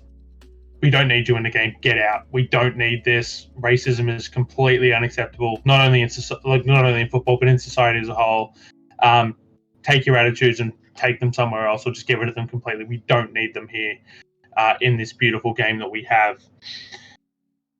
And now, with that, we'll take a hard segue and we'll talk about the Victory and their perilous coaching situation that continues. As we discussed last week, Brebner has been given the vote of confidence from the board. We know that he didn't want the job, but is trying to take the opportunity with both arms. I know a mid-season coaching change seems incredibly unlikely given the lack of options available to replace Brebner with, but they did bring in John Paul De Marini throughout the week, who has coached before at the Wanderers. Does Brebner and Brebner and the Victory need to beat Sydney FC this week and do it comprehensively in the Big Blue for Brebner to keep his job, or could the board look at replacing him with Jean Paul by the end of the week? Nah, they're not going to sack him. I think if they were, they would have done it. I don't think So, for reference for you, I know you know JP Demaramy from his time at the Wanderers, but he was a long-time assistant manager under Kevin Muscat. You may remember 4 or 5 seasons ago, he actually grabbed a Sydney FC player by the throat in a little bit of a scuffle on the touchline a little bit a while ago. Oh, I didn't realise that was actually Jean Paul. Yeah, so that's him. So he actually has a long track record at Melbourne Victory, and the challenge, or the way that I viewed it, for years, Melbourne Victory, one of the big criticisms was that they just recycled the same talent again and again. They've signed Nick Ansell 3 separate times. They've signed Marco Rojas 4 times. They've signed James Torrisi a whole bunch of times. They apparently had the opportunity to re-sign Mark Milligan and turned it down before he went to MacArthur. So they just recycle the same formats and the same players and whatever else and hope that having a better playing base and a better starting 11 will drag them through. Their issues and concerns, and like, to be clear, I do not support the fans that went along and put up that sign at training. That made no sense to me. No one from a Victory fan base has been able to clearly articulate to me what they need to change and then what the first steps are to make that change. They're saying, oh, the board. Yeah, but the board what? Like, have you got a board ready to go that's going to come in and replace that board? And even if you don't like the board is very successful financially. They do that Victory and Business luncheon. They are all well connected. They've been at the helm of that club now for 16 years. Like, they know what they're doing at an A-League level. They just haven't made good decisions 10 years ago. They haven't built a training base. They haven't built an academy structure. It took Melbourne City 12 months to have better training facilities and a better academy program than Melbourne Victory, despite Victory having a 12-year head start at that point. They haven't developed their W League program as efficiently as they should have. They haven't really made claim for any one particular region. And yes, like, they had a head start, and that helps them get a lot of the fan base and a lot of the people that are going to follow A-League football into that squad relatively early, into their fan base relatively early, and that is why they're so big. It's a head start, not necessarily because they're that much better run. They had all these advantages, and what's really shown them up is that they haven't invested that back into the football program. They've invested that into things like their playing squad, into like their sponsorship opportunities, into things like their kits, their fan engagement, whatever else. If any A-League team anywhere else in Australia had 15,000 members the entirety of their 16-year history, they would have their own training facility by now. They would have a good academy program. They would have closer ties to a particular area, region, whatever else. I know, and I acknowledge this before Victory fans fire off on the chat, in the chat or the comment section or on Twitter or whatever else, that they have tried to get a space set up in Footscray Park, but that's Western Suburbs. Western United has just developed there. So what area do they actually want to call home? They can't train in a public park next to Amy Park forever. That's clear. And it's clear that they've been left behind by other teams and clubs who do have access to regular training facilities. Even Western United, who don't have a stadium, and I've been deliberately facetious in the headline we've done for them in a moment, they have consistent training facilities in Caroline Springs where they train, they develop. Their W League affiliate club, or WMPL, affiliate club called United, trains in those facilities now. They share it with another club. They will eventually leave, but they've got that ground, they've got that set up, and that is Western United branded from toe to top. So I think that element is a big portion of it. I don't think all this falls on Greg Berber. I don't think their squad's that good. I don't think he's a great manager. I don't think even if his plans were working, it's a pretty version of football, and it's an effective version of football, and I don't think it's going to win you games. But he's stuck in a bad situation where he was handed the reins, or handed the wheel of a sinking ship, so to speak. And now added pressure will be that Steve Keen's on one shoulder, John Paul Demarini on the other shoulder. They're either there to support him and they're going to get around him as much as possible, or potentially Victory are looking down the track as to who from the assistants they could potentially move into that first team role. But that's not going to resolve any of the issues. I don't think Brebner goes before round 20. I don't think he potentially... My gut feeling is that he won't go till the off-season. But again, I don't think that's going to be anything other than a Band-Aid solution to actually resolve a lot of the issues that they've got, which is that they aren't the best side or the biggest team in the country anymore. They don't have the best squad anymore. They don't have additional bonuses relating to like training facilities, academy structures, whatever else. Lee Broxham is the only young player that they've brought through that's consistently played in their lineup. Yes, Christian Theoharis is off in Borussia Mönchengladbach and he made 19 appearances for the Victory or whatever else, but like they aren't developing talent. You look at City's squad, most of those kids came through academy structures before then. You look at Sydney FC's talent, they brought through Joel King, they brought through Patrick Wood, they brought through whoever else you want to call out from like the rest of the division, like Cam Devlin, like I'm sure there's other examples who you'll think of in a second, but Melbourne Victory don't have that record. There aren't those players. So, yeah, I don't think the coaching scenario is going to change because I don't think it resolves a lot of the issues that they've got, and I don't think the fans are going to come back and like fill that stadium anytime soon. Be done with Marvel, like get rid of that because that's not helping them at all. Get back into Amy Park, try and get some good performances going, try and get a crowd back, and hopefully salvage the season that way just by engagement of fans because the results just aren't there. And really, they're playing now to avoid the spoon. But Sean, it's all about that Marvel Stadium money that the board gets. Didn't you know that? The AFL owns Marvel Stadium, so like I love the Marvel films, but like the stadium can go fuck itself. No, it's definitely not the best stadium to be watching any sort of rectangular game at. Given that you're Melbourne-based, and I only go down there semi-regularly, assuming that Melbourne Victory were to find some way to set up, assuming they continue with that, we're going to be the centre of Melbourne and maybe 15 kilometres around that, they're currently training next to Amy Park at a public facility. Is it possible that they could purchase that public facility off the council? Is there anywhere else that they could set up a training base while staying in and around that Melbourne CBD area? Or is it just a matter of there's no land available and Melbourne Victory might have to go out somewhere else? They'd have to go suburban. They couldn't stay where they are at the moment. So the ground that they train on, it's a very nice public facility. I should be clear about that. Like Gosh's Paddock is used by Melbourne Football Club from the AFL and Melbourne Storm, the rugby league club, and occasionally Melbourne Rebels, who I think also have a suburban training base for their youth and academy teams. If rugby union is still alive, it's probably dead. Opposite, the other side of the stadium is actually Olympic Park, the old Olympic Park where Melbourne Victory played their first games in the initial seasons. That's now owned by Collingwood Football Club. So they've scooped up the big glasshouse arena that used to be there as their training facility, and that's their training field. Melbourne Demons, the football club from AFL, they've actually taken an oval just around the corner. They don't have the same like infrastructure set up from gyms and everything. Their office and administrative environment is actually within Amy Park. So there's not really any space there that they're going to be able to get and take and develop into being like a specific football facility. One, because it would be too expensive, and two, because you're also competing with other codes for that same training space and area. If they were going to do it, and this will never happen in a million years, they would be looking to purchase, I think, the existing Melbourne City facilities in Bundoora in the northern suburbs.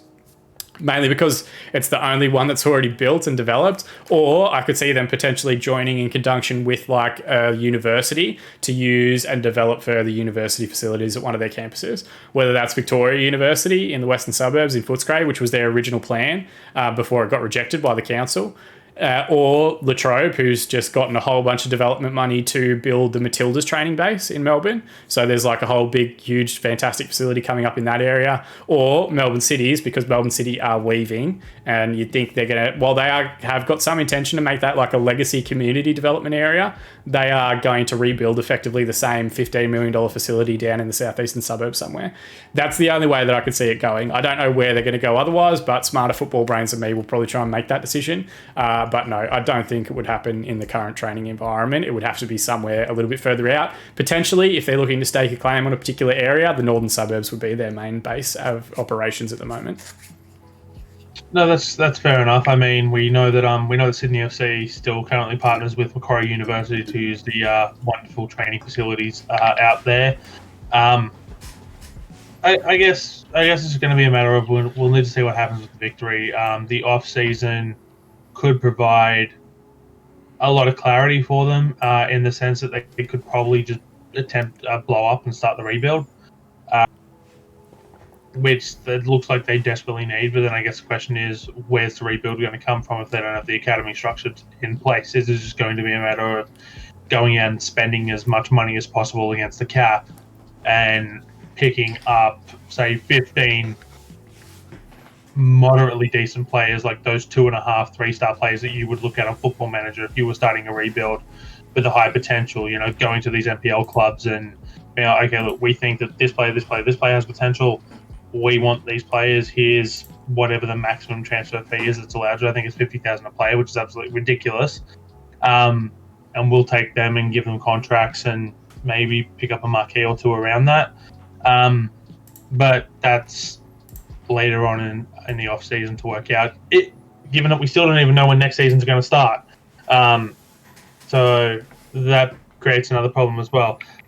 We'll take a very short break now, and then we will come back in about 2 to 3 minutes, and we will jump into the Central Coast Mariners and Perth Glory.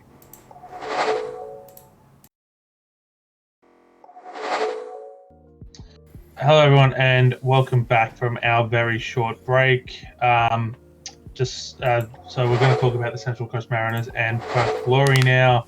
The scoreline on the screen is not the scoreline that we had for this game. It was a 2-2 draw between these two sides. Up on the Central Coast, the kickoff there was delayed by half an hour because of the rain, and there were modifications made to VAR in this game.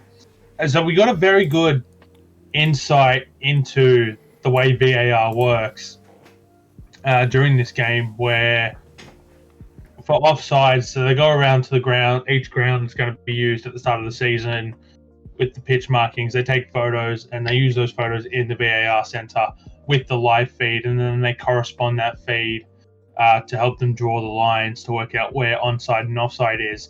Now, the problem here is that the rain was so heavy, it actually washed out the lines, and so you had very faint renderings, as you'll have noticed throughout the league. When we play after, say, an NRL game has been there the night before, you'll see very faint pitch markings of the lines for those games, and so that was basically what you were looking at the Central Coast there on Saturday. There were good opportunities here for both teams to take the 3 points. I think the result was appropriate, given the way it played out. Marco Urania scored first. Bruno Fornaroli and Nick D'Agostino hit back for the Glory to take a 2-1 lead before a 90th minute penalty to Matt Simon. How that penalty took 5 minutes to be given, I have absolutely no idea. That was the clearest contact that you'll ever see inside the box. But regardless, Matt Simon slots at home, 2-2 final here. Who saw the Central Coast being 6 points clear at the top after 12 weeks? So first, I kind of think that the VAR stuff was horseshit, but that's my tinfoil hat moment for the week. I don't like, so if they were trying to take still images to orient like the lines to show like consistency all the way through, they could just do that from the touchline, right? Touchline, and then you just pull it back all the way across the length of the pitch, and it should match up with the touchline on the far side. I know that there's an aspect ratio piece where like the top stays there, but the bottom has to swing a little bit. But like you can do that very simply in Paint 3D. It's not like a crazy difficult thing to do as far as the orientation of 3D shapes is concerned. So there was a part of me that was like, what is this horseshit? Because if it was true, we would have heard about it the last 3 years that we've been running VAR, and it would have come up at other venues and scenarios and whatever else. Sydney FC, your team, they play 4 different venues throughout the course of a season, and it's never been an issue previously. We've had regional rounds, and it's never been an issue previously. We've had random games for Western United played in Ballarat and wherever else where, to be honest, like they probably don't have football pitch markings up the rest of the season. Like, I'm pretty sure they just, like, the Mars Stadium in Ballarat is an oval that they play cricket and football on. And then when there's a game scheduled, they go and do the lines that week. I don't think it's like a consistent, always the same, like, configuration for that stadium. So yeah. I looked at it and was like, well, this is a crock of shit. Because, like, Wynn Stadium, they throw together in no time at all. Anyway, whatever. That's fine. Let's put that to one side for 1 second. At the same time, like, it still was a game dominated by referees and I think poor officiating. So I thought Central Coast deserved to win this game, and I thought Perth Glory's second goal should have come back because they got a free kick wrong in the centre circle. So that free kick gets pumped into the box, Perth Glory score, and no one goes back and looks at it and says, okay, we actually got that decision wrong in the centre of the park and now it's created a goal. So I don't know where the VAR portion was coming in. It had nothing to do with an offside, so why didn't they go and look at the decision in the middle of the park where effectively what happened is Andy Keogh fouled Gianni Stensis and then grabbed him like around the back of his arm like that and pulled him down with him, and somehow Keogh gets the free kick. Perth Glory punt a long ball into the box, scramble happens, and D'Agostino, to be fair, with a good finish, but like nothing, like no one went back and said, actually, you got that foul decision wrong, so Perth shouldn't have been in possession, give the ball back to the Mariners. It was just ridiculous. I believe what happens here, and if any referee wants to correct me on this, please do, but my understanding of it is that because from the free kick being given, regardless of whether it was right or wrong, it creates a new passage of play. And so VAR can only go back to the preceding passage of play. That's why the referees hold up the play when they need to check something, because once the throw-in is taken and that play continues, the referee then can't stop play and go back to the previous passage of play. So I believe that's what it is. Because the new passage of play was created, regardless of whether that decision was right or wrong, it rules out VAR being able to rule on it, which seems ridiculous, but as I understand it, that's the way it works. And should it be changed? Probably. And we're going to talk more about VAR later on when we get to Western Sydney Wanderers and Wellington Phoenix. But yeah, that's my understanding of it. Yeah, so I think the passage of play portion changes because it took possession from the Mariners and gave it to Perth Glory incorrectly. So the passage of play should have continued and it shouldn't have been a stopping point. I think that's where they can interject, but they didn't even look at it. So like that drove me nuts. I think Kurt Ames, between this game and the Adelaide game, where he was the VAR referee for Central Coast Mariners, just needs to be away from the Central Coast for a little bit. I think he's actually a good referee. I give Kurt Ames a lot of time. I don't think he's bad. And I'm not going to be hypercritical of him, but like he's made a couple of mistakes both as the central referee now and away, where just give him a spell somewhere, send him down to Melbourne for a couple of weeks, let him get his head back right, send him up to Queensland, send him to WA, do whatever else. That's fine. Have him continue refereeing at A-League level because he is great, but like that's a couple of times now where Central Coast could potentially have been even further ahead of the table, which I know was your original question, who saw them being 6 points clear. I actually think they should be 8 points clear based on the balance of this game, whatever else. This was a shit fight. Like, we didn't talk too much about the rain and it getting pushed back 30 minutes for kickoff. It was difficult conditions, but both sides, to their credit, looked up for the battle. I thought Matt Simon is just chaos, let alone chaos when like it's wet.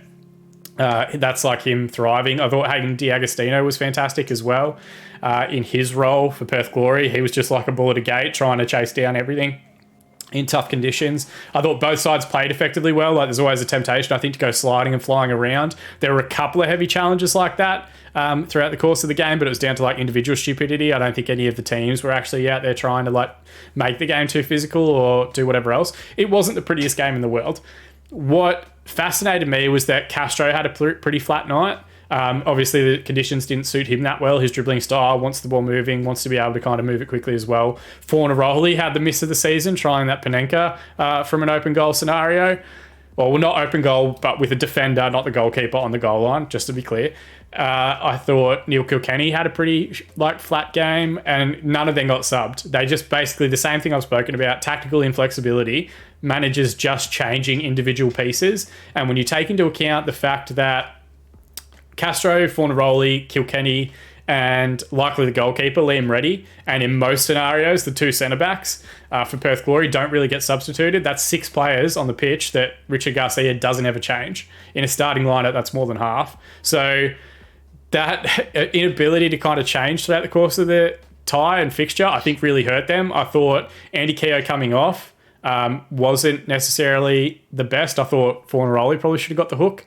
I thought potentially Daniel Steins would have been a great person to bring on for someone like Armiento or for Castro, because it was a very much like a physical running contest in those heavy and difficult conditions. It didn't work out that way. For Central Coast, I think they were excellent. Again, I think they're playing arguably, well, we've kind of been gushing about Melbourne City over the last couple of weeks because of the manner of their performance in the derby and also the manner of their performance against Macarthur as well. Central Coast just keep going about their business, very no nonsense, very hard working. I think Urena is tremendous. I think he's very underrated as far as foreign players in the league is concerned. He's been excellent every time I've watched him this season. So yeah, I think the sky's the limit for Central Coast. I can see them losing games, absolutely. They've already lost 3 to date. It's not like they're running away with divisions. This is their first draw of the season as well, in a hard-fought battle in tough conditions. I think they can keep going with it. It wouldn't surprise me if they do drop off just based on the overall depth of the squad and some of the better resource teams around the division. But yeah, Alan Sturgis deserves a ton of credit. And even though we're only 12 games into the season, he's already the coach of the year no matter what happens for the rest of the season. So yeah, credit to him, and long may it rain. I know Martin Rain is probably watching this on demand or whatever else. Shout out to him and Carly Carmichael and all the fantastic Mariners fans that do a whole bunch of wonderful work in the community up there. The sky's the limit for them. They could do this for the rest of the season without really worrying too much about what everybody else is doing, which is great to see. I'll do you one better for Coach of the Year, and I absolutely hope that this does not happen with every fibre in my being. Grant Bradman gets victory into the 6. No, because like, wouldn't the thing be that they should be in the 6 anyway, as the biggest club in Victoria? And I do that with massively sarcastic air quotes. Like they should already be on top. So yeah, I mean, look, they're only on 7 points, so they're actually only 10 points off the top 6, which is ridiculous. But like that weirder shit could happen. I still think the Mariners being on 25 points at any point throughout the course of the season, let alone 12 games in and top of the division, that's a far greater achievement. So I'm going to call we'll call the Dolan Warren Committee, and we'll tell them now that they're going to announce this one after round 12 and not wait till the end of the season. Sounds good to me. We'll talk about the Glory as well for a second. They only have 1 point in the last 3 games coming from this. Suffered a heavy loss last week to Wellington. But they still have 3 games in hand when compared to the Central Coast Mariners, the Wanderers, MacArthur, and Newcastle. Is it too early for us to judge what this Glory team is because of all the games in hand that they have, other than them being a goal-fest machine? Or do we need to wait a little bit longer before we answer that? Fun fact, Perth still have hit the over 2.5 goals in every single game they've played this season. So for all you punters out there, gamble responsibly, but take the overs every single week. Shaun? No, they're not very good. Like that's blunt as hell, but like, yeah, they're not. They can't figure out what to do outside of Western Australia, and that's a challenge for them. The same thing that we said about Adelaide earlier, where they're finally starting to turn that corner and start picking up momentum and wins away from home. Perth haven't been able to do that. I think their one victory away from home was against Melbourne City, when Melbourne City was going through a rough patch. Arguably, they had 3 shots in that game and finished them all in a 3-1 victory. It could have gone very differently had City been on their game finishing-wise. I don't rate their structure that highly. It's actually very similar to Sydney FC and Wellington in a way, where it's that 2 at the base of midfield, probably 2 more out and out wingers, so it may be a little bit closer to Wellington's structure, and then 2 10s cutting inside. They looked their best when they had Armiento and Steins playing. I actually think they look a little bit more stagnant now that they've got Castro and Fornaroli and Keogh all on the pitch together. I think that's taking away a bit of the mobility that was key to the early part of the season, and some of the good performances they had, like that victory against City, like when they tore apart Adelaide in Western Australia. Again, I think they could make the 6 if they turn their home into very imperious form, but if they don't, if they're going to continue to be this win-loss team, then yeah, they won't make the 6 based on the strength of some of the other teams in this squad. And to be honest, until they put together an impressive defensive clean sheet away from home, but then also couple that with their ability to cause trouble to opposition defenses, then I'll start looking at them and taking them seriously. It was only a couple of weeks ago that they had 6 games in hand on people, and they were talking about them potentially going top based on their games in hand, but we're watching them now play those matches, and they're not doing that well at them. So yeah, I don't know. They've got a huge run in May or April of home games. I think they play 5 home games in a month. That will be huge for them. If they get 15 points from that, then yeah, absolutely, we can have a conversation about them, me underrating them or me being too critical of them. But then also at the same time, that looming spectre of how do they win games away from home, how do they win games outside of Western Australia, continues to hover around both Perth Glory and the league as a whole. Yeah, no, that's definitely a blunt assessment of it. And looking at it, I tend to think the Glory are going to show a little bit more than what they currently are. I think they're capable of a lot more than what they currently are. You mentioned their home form. I think that for the most part, they haven't been too bad on the road. I know the results don't necessarily reflect that, but they have been playing some decent football. They're just getting outclassed by the opposition. I think it's just going to be a matter of, as you said, just them putting it all together, picking up 3 points every week at HBF Park is going to be incredibly crucial for them. Over in the West, they've got a run of home fixtures coming up. I think that they just need to work out what they're going to be, both home and away. And if that's 2 different game styles, game plans and lineups, and then so be it. Richard Garcia might just have to do a little bit of tinkering with the squad. So it'll be interesting to see what happens there. We'll move on now to Western United versus Brisbane Roar. We're gonna not necessarily talk about what happened on the pitch. It was a beautiful goal by Dylan Paredes, who put away an absolute masterstroke, brilliant assist from Alessandro Diamante, who started the game on the bench again after not travelling to Sydney midweek. This game really should have been 0-0. Had Diamante not come on, I think this would have ended 0-0. And this is where I want to talk about. We're going Rudan. We've all discussed his problems. That what we think of him is irrelevant. We're not going to talk about the stuff away from football. We're just going to focus on the football stuff here. Rudan blew up at the fourth official. Shout out to Jack, handled it like a pro.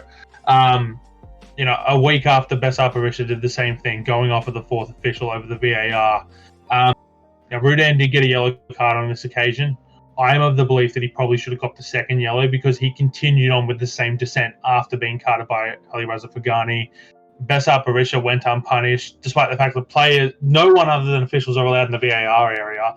Besar Berisha was right in the centre of it. Does Western United have a culture problem when it comes to respecting officials, and does that start at the top with Mark Rudan? No, and to be honest, I don't want to talk about him any further. He doesn't deserve the platform or the minutes or whatever else. Other people will gush about him, and Fox Sports will have him on pre-game interviews and whatever else, and then still post about International Women's Day and all sorts of shit like that. So yeah, he's not you've already given him more energy and more time than he deserves, Steven. So I don't want to talk about Mark Rudan any further than that. He's a piece of shit. He's a noted bully and stalker. I don't allegedly, whatever, that's fine. He can sue me. I've got no money, so he can win nothing. He doesn't. Enough with Mark Rudan. Who gives a shit?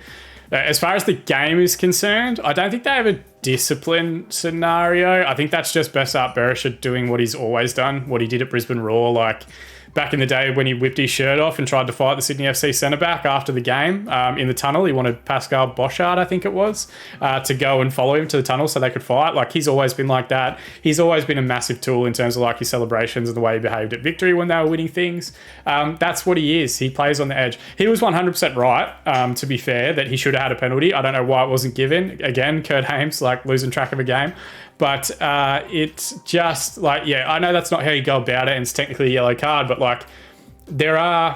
you can tell referees that have experience having played the game, because I think they're a lot more amicable to having discussions with players during the course of a match and talking through decisions. And even if they disagree, they'll at least explain a decision and provide that guidance to it.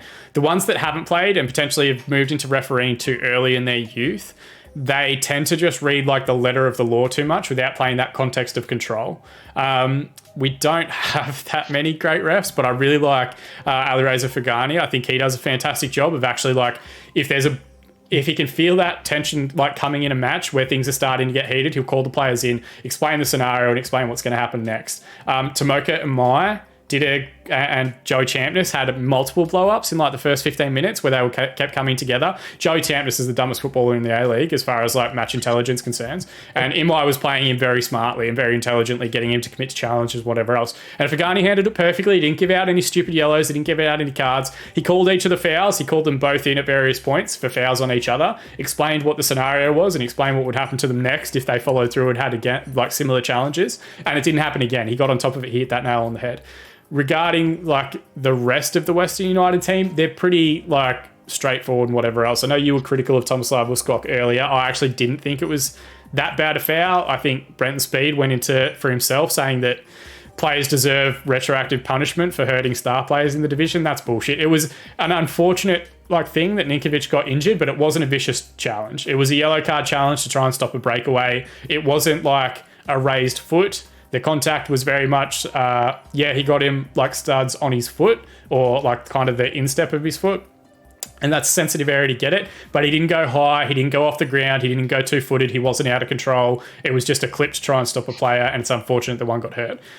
I would make that challenge. I would clip that player if I was 2v2 on a counter-attacking scenario on halfway. You just cop those yellows. Those are what you would... I'm not saying they applaud the foul and the injury to the player, but they would applaud the decision-making to say, I'm going to break up this passage of play and allow time for our defence to drop back. Those are the dark arts type things that people talk about with football. They're There's probably Liverpool fans that still hate Sergio Ramos for just being an intelligent defender. There's probably people that, similar to yourself, that really looked at that and thought Uskok is a menace, but really he was just being an aware defender of the scenario that was playing out around him and thought, I have to commit a foul to break up this passage of play.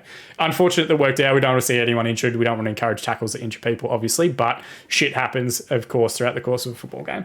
So I don't think that's necessarily an issue. I think their bigger concern is what do they look like without Diamanti, because so much of their game plan is built around his free role in that scenario and situation, and so much of it is built on releasing their own pressure by giving him the ball the same way that we spoke about Ninkovic, where he relieves that pressure, keeps possession, moves it forward for them.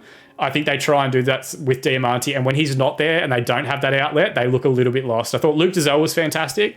He's a player I think has a bright future for Western United. Piraeus was good again, just in his athleticism and running and being a menace all throughout. Lockie Wales is an NPL2 player, and he needs to be back playing at a different level to get his confidence back. But there's positive signs for both. The trickier portion, I think, and the more difficult question to answer is, what does this mean for Brisbane Roar? They were in conversations of potentially winning the league. They have now not got a win in their last 5. They have 3 draws and 2 defeats during that period. Like, the wheels have come off somewhat, so to speak, and I don't necessarily think they're doing anything different to what they were doing before.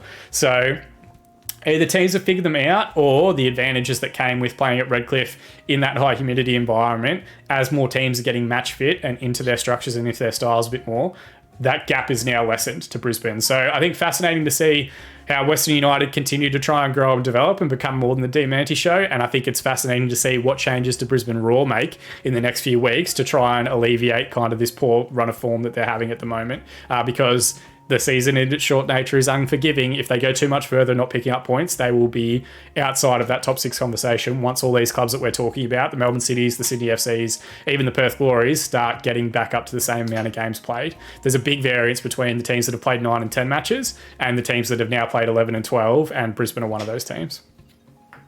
Well, you moved on excellently to my next point. I'm guessing you were reading the run sheet as to where I was going to go next. We'll talk about... I want to go back to Western United for a second. So, you mentioned Brenton Speed going on about Uskok and the retroactive... That shouldn't be happening, and I don't believe in retroactive punishment. This star player thing. You injure a star player, unfortunately it happens, so be it. That is the nature of injuries. We've discussed that. I just think that's sort of challenge. You mentioned Sergio Ramos, the dark arts. It's a fine line. Like, by the letter of the law, what Uskok did was a yellow card, and fair enough. I guess for the most part, with some of that, I was looking at it with my Sydney FC bias, and that's fine. I'll acknowledge that. So we'll move back to Brisbane now. Brisbane winless in their last 6. They have only 3 points to show for it. Two of those draws against the struggling Sydney side, and the other one a draw against Newcastle. They're struggling against the top teams, and they're struggling to put away the bottom sides. Although not necessarily the bottom sides, those struggling sides. So that's the Sydney side that was struggling through that little patch. Newcastle have been struggling for most of the season.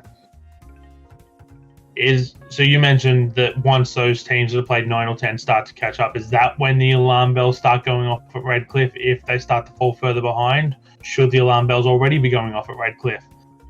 Will it take 20 games in before the alarm bells start going off at Redcliffe if Brisbane are still 5 or 6 points outside the 6? They have Wellington in that doubleheader that we already mentioned in Newcastle coming up. That's a big fixture because Wellington can actually Wellington can come within a point of them, which is crazy if they win that game. Then their next home fixture is the week after, the Saturday afternoon against Western United. That will be the big one. So they have had a concerted away trip, like they've played a few away matches in a row now, and haven't performed effectively well. If the bubbles burst, and that's also going to impact their Redcliffe form, then that's when I think they look at it and say, okay, alarm bells are ringing.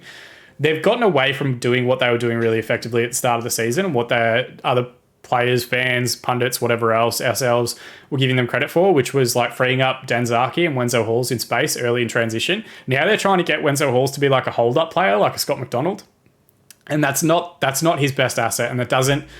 Like, you just want to free him up to really try and get him 1v1 situations with defenders, no matter where on the pitch he is. because that's when he looks like he's a handful. He's drifting off into half spaces now. He's like coming deep to get the ball and shooting from distance, and that's not what you want from him. So I think there's a few different things that'll come through that. If I've forgotten his name, Kazuki Ota? No, that's the Perth Glory one. What's the striker's name that they've signed from Japan? That is a very good question, and I should know this. It's all right. I'll look it up on Twitter while you go through the next portion. But like, if he hits the ground running and becomes like a finishing striker, that might drag defenders away from Wenzel Halls. Mabradu hasn't quite worked out. He's struggling to get his form and fitness back in the division. Is it Masada Kudo? Masada Kudo, thank you. Apologies, any J-League fans that are listening in. But yeah, like if he hits the ground and gets fit and whatever else, that might resolve it. They do need to then, if not him, get Scott McDonald back in the lineup as quickly as possible, because they don't look as good without him, and he's been out for a couple of weeks now. And yeah, again, another side that just needs to find some sort of tactical variation between what they're doing with that sort of five at the back, wing backs, that's very much in vogue in the A-League at the moment. They don't tend to change that too much. Again, they just change personnel, and those personnel do things slightly differently. I think there is a defensive midfield hole as well that Jay O'Shea's starting to get found out in. He's a great player and great on the ball, but defensive positioning-wise, I don't think he's doing a great job protecting the back three. I think he's very reliant on Tom Aldred winning most of the balls, and he can't do that for the entire season. So, yeah, we'll see what happens with Brisbane. Maybe we come back in a week's time and try and reevaluate again their recent form and how they've been travelling. If they can't get points at Redcliffe anymore, though, I think they're destined to not make the finals. Well, hopefully for Brisbane Roar's sake, they can continue. They need to do up at Redcliffe what Glory need to do out in the West, and that's take their full home field advantage and use it. So it'll be interesting to see how that plays out for Brisbane as we get towards the middle part of the season and then towards the pointy end. We'll power through and move on to the Western Sydney Wanderers and Wellington Phoenix. I love the A-League. That's it. That's all we need to talk about in this game. What a game from the neutral perspective. A 7-goal thriller saw a 4-3 victory for the Wanderers. I will run through the goals as they happened in order so you can get a full sense of this game if you haven't watched it. Although, if you're watching this, you definitely watch this game. Alyssis Davila scored first in the 7th minute. Daniel Wilmering equaled it up in the 23rd minute at 1-1. Cam Devlin with a goal of the year contender in the 32nd to send the Wellington Phoenix into halftime with a 2-1 lead. Jordan Much levels it up just after the break, 52nd minute, 2-2. Tomer Hamed gets his first goal in Wellington Phoenix colours from the spot in the 64th minute to make it 3-2. Less than a minute later, Mitchell Duke goes up the other end of the pitch and scores what could also be considered a goal of the season contender in the 65th minute to make it 3-3. Kwame Yeboah puts Western Sydney Wanderers ahead for the first time in this game in the 84th minute, 4-3. Tomer Hamed has a second goal ruled out in the 94th minute for offside, and we're going to talk more about that in a moment. You'll notice today we didn't do the foul game. That's because we were trying to cut down a little bit on time and with so much actual football action to talk about. We're going to take one of the topics from that, and we're going to talk about it in this game as it relates to the offside law. Whose goal did you think was better, Shaun? Cam Devlin's or Mitchell Duke's? It's tough. I can see why the conversation's happening on Twitter. And I'm so grateful that it was a 7-goal game that allowed me to sneak out of the room there. If not for cameras and like the fact that we're live on Twitch, no one would have had any idea. But thank you for holding to get that together for a couple of minutes there. I would go... Look, they're both good goals. Contextually, I see why people think Mitch Dukes was the better strike because it brought Sydney back into the game and it eventually allowed them, Western Sydney, I should say, allowed them the opportunity to go on and win it.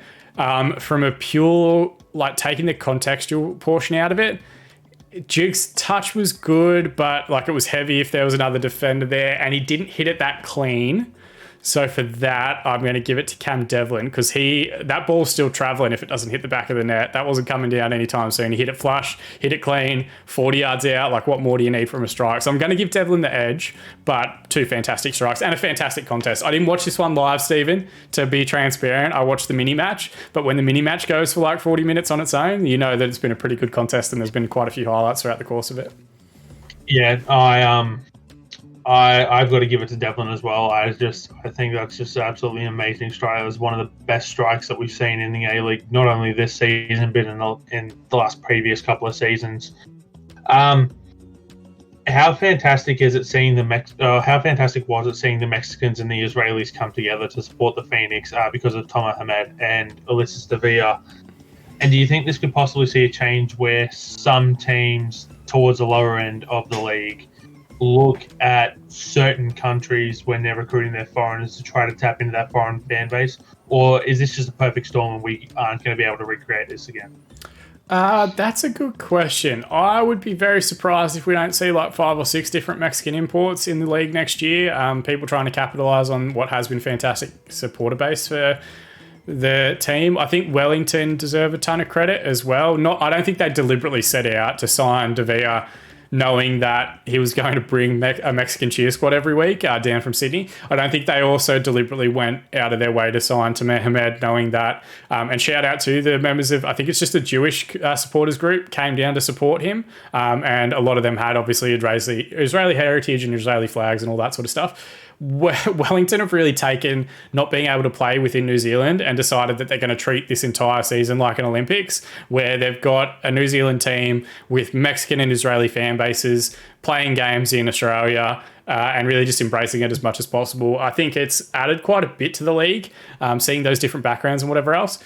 It wouldn't shock me if we see a few more players like that. I don't think the talent in Israel is that deep, to be honest, and I also don't think we can compete with them from a wage structure perspective. I know Nikita Rukavitsya plays in Israel at the moment and earns quite a bit of cash. So I think it's fascinating that we actually got to Ahmed, even though he's on marquee wages with Wellington. So don't know if he's going to be here forever, but certainly as far as like Central America is concerned, we haven't really utilized that area that much. We have had a few Costa Ricans in our history, but not that many Mexican or North American or Canadian or Panamanian or Honduran or any of that sort of talent. Really, I think when people try and go on like market budgets for scouting, they tend to look towards the more traditional European and South American routes. Melbourne City does quite a bit of recruitment directly from South America. It wouldn't shock me if, looking at the way that this has been successful, more teams start looking at that Central America area for attacking talent. It should be said though, Davia actually did come via Europe. He came through the Chelsea Academy back in the day and then played at a couple of different lower division areas and then made the jump across to Wellington directly from Europe. I don't think he came directly from Central America. But he's a fantastic player, and so is Tamer Hamed. Like, Wellington seem to be clicking in all the right areas. Stuff that we spoke about from them a few weeks ago about like their plan B, whatever else, hasn't quite gone the full gamut of what we'd want from them. And they did, of course, lose this match, but they are definitely improving. And that doesn't bode that well for a lot of the teams that we've spoken about tonight that have questions outstanding or whose form is slipping. For every team that we think is going to move up, like Western United, like Wellington Phoenix, like potentially Perth Glory, someone's got to come down the other way. So for teams like Western Sydney, Brisbane, Macarthur, whoever else, like there's going to be that give and take. So I think Wellington could still get into the top 6 potentially. I think I would pick Western Sydney to be the least impressive of the current top 6, if I'm being honest. And I know that they're second. Constant, don't get in my Twitter feed or anything like that. But I don't know. A fascinating contest, a wonderful advertisement for the league itself. He's hoping that we see more and more games like this each and every week. Yeah, no, Monday Night Thrill Fest. That just shows exactly what the league can produce at its best. Game of the season so far. If you could just get one of these games every week, then you'd be very happy in terms of being able to promote the league. I think going forward, I think that a lot of teams might try to go, say, towards Chile, towards the smaller of the South American nations, not necessarily towards Central America, because the problem with going to Central America is that you have to directly compete with the MLS teams for these players.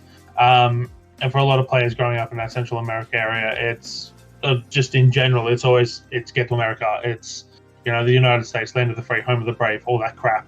That isn't actually true in reality, but Americans will tell you otherwise. So trying to compete with that could be an issue in terms of trying to get players over here. But I think if you can just tap into some of those markets, we've seen the way with Keisuke Honda came over here when he was given marquee wages through the FFA fund. Japanese fans were turning up everywhere to get a look at their national hero, Keisuke Honda. So I think tapping into some of these other markets could do well for the league in terms of ticket sales, which might help stop some of the losses that some of these clubs are suffering, especially with COVID and everything else that's happening. So I'd like to see more teams do that next season. Now, I did mention that we were going to talk about the offside law here, and I absolutely think that the law needs to be changed, and Shaun's going to go into a couple of pictures now for me. So we're going to go to the first one here.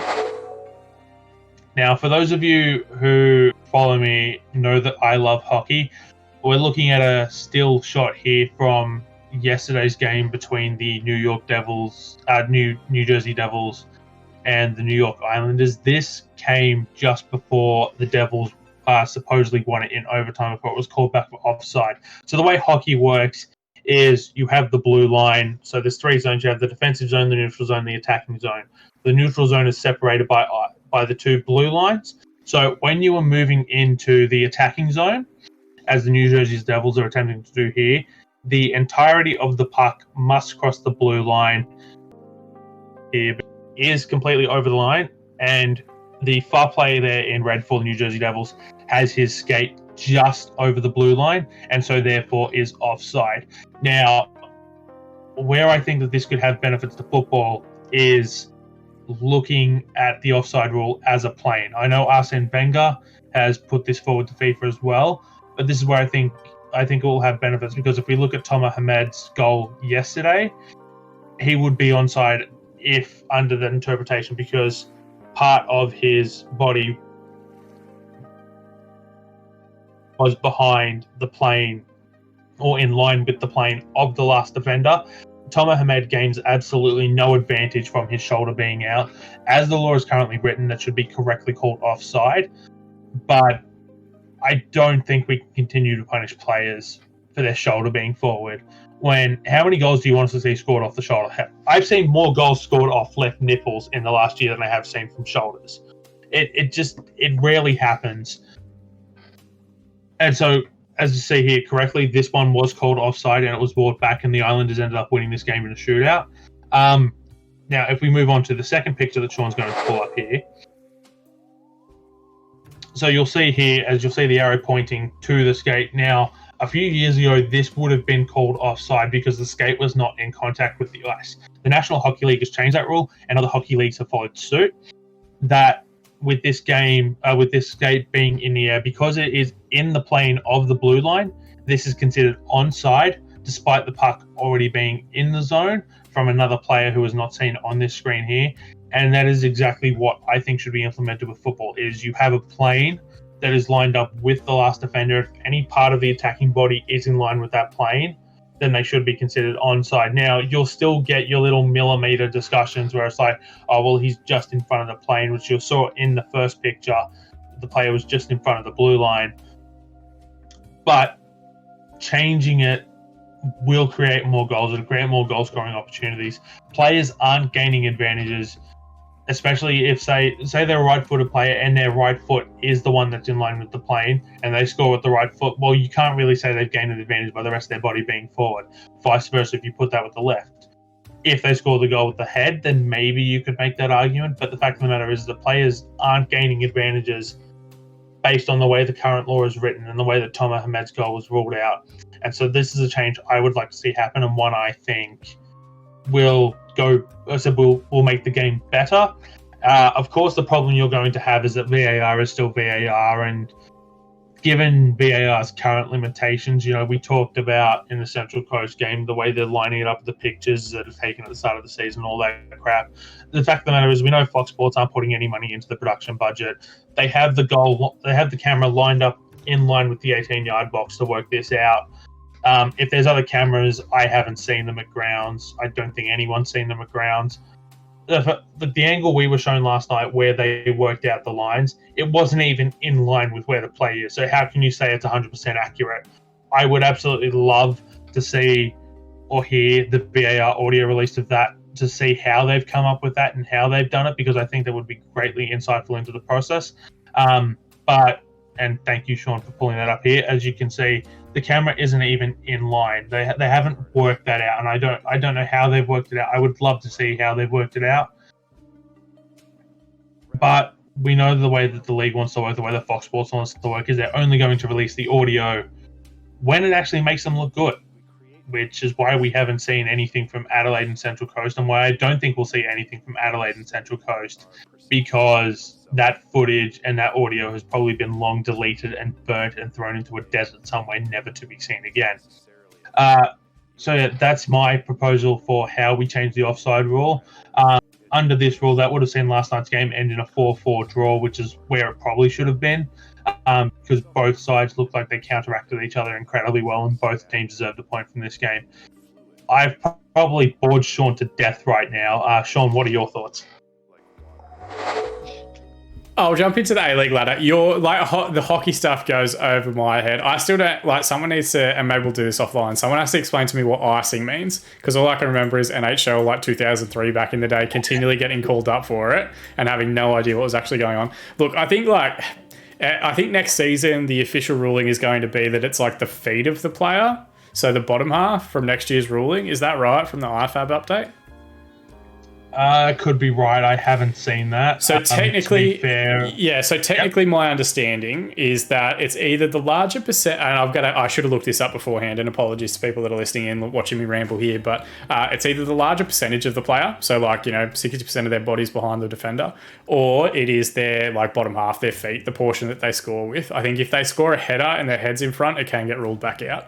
So IFAB has already made that adjustment, but it doesn't go live until next year, based on the feedback and criticism that we've seen in the A-League. The big one that I try and reference is where Patrick Bamford was completely onside, but he pointed where he wanted the ball for Leeds United, and his hand was offside, and they pulled it back and ruled out the goal because his hand was offside because he was pointing where he wanted the ball played in front of him.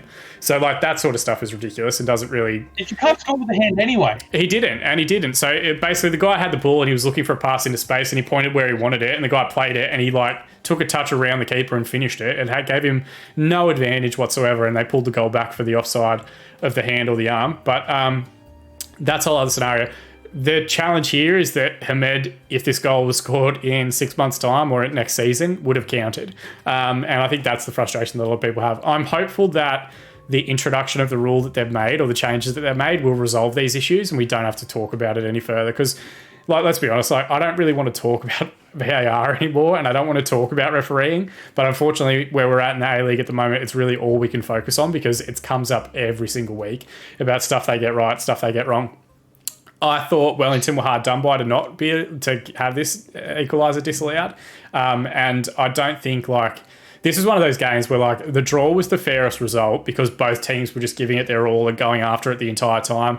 That screenshot that we showed was from pretty late in the game, and Wellington was still going after it and still committing bodies forward. I know it's hard to see from the link, but Hamed is one of 4 players that are trying to run onto that ball. So yeah, it would have been tough, and I think it's very unfair on Wellington, but as the rules currently state, that's currently it. Do I think it'll end up being that ice hockey thing? No, but I'm glad we gave you a platform for 5 or 10 minutes to try and explain to the Australian public ice hockey, and to go and check out some AHL games if they happen to be in the area for them. Yeah, no, the AIHL is definitely an exciting league, and I would highly recommend everyone checking it out. They also do have some sort of a deal with Fox Sports, where during the season you'll find 1 game a week being played, or at least highlights. And KO has a great back catalogue of the AIHL and the Australian Women's Ice Hockey League as well, so go check all that out and get behind some Australian sports. So moving on to the ladder now. Melbourne Victory in bottom on 7th, 4 points behind Newcastle in 11th on 11 points. Wellington Phoenix also in with 11 points in 10th spot on the ladder. They game in hand over Newcastle as well. Perth Glory, only 9 games played, as we've already mentioned, 13 points in 9th, 14 points and 8th spot for Western United. Brisbane Roar, 15 points, 7th place, sitting just outside the top 6. MacArthur FC making that horrendous slide down the ladder from 2nd to 6th place sixth place with 17 points. Sydney FC creeping up a little bit because of those two victories, the midweek one over Western United and the game against Newcastle, now on 18 points in fifth place. Melbourne City in fourth place with 18 points ahead on goal differential over Sydney. Adelaide United 19 points in third place. Again, goal differential separating them and the Western Sydney Wanderers in second place, also on 19 points. And runaway at the top, Central Coast Mariners 6 points clear, as we've already talked about it. 25 points for them with 12 games played at the top. That will do us for this week. Thank you for putting up with all of our nonsense, trying to have fun as we recap the A-League and the W-League. As always, I've been your host, Steven Poletti. Hit me up on Twitter at PolettiSteven. Our producer, Shaun, you can hit him up at In The Mixer FM. It is also In The Mixer FM on YouTube, where he puts out a massive range of Football Manager content.